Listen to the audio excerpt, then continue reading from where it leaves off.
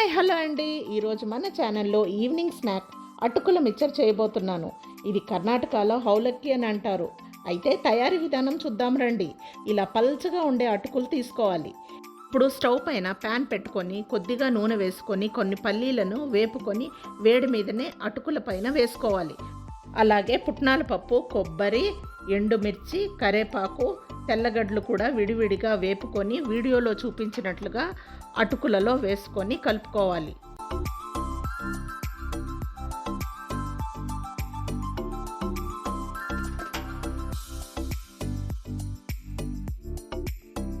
ఇందులో పసుపు, ఉప్పు వేసి బాగా కలిపితే మన ఈవినింగ్ స్నాక్ అటుకుల మిక్చర్ రెడీ. దీనికి నూనె చాలా తక్కువ పడుతుంది. ఇది పిల్లలు, పెద్దలు అందరికీ నచ్చుతుంది. ఈ వీడియో మీకు నచ్చినట్లయితే నా ఛానల్ని సబ్స్క్రైబ్ చేయడం మర్చిపోవద్దండి. బాయ్.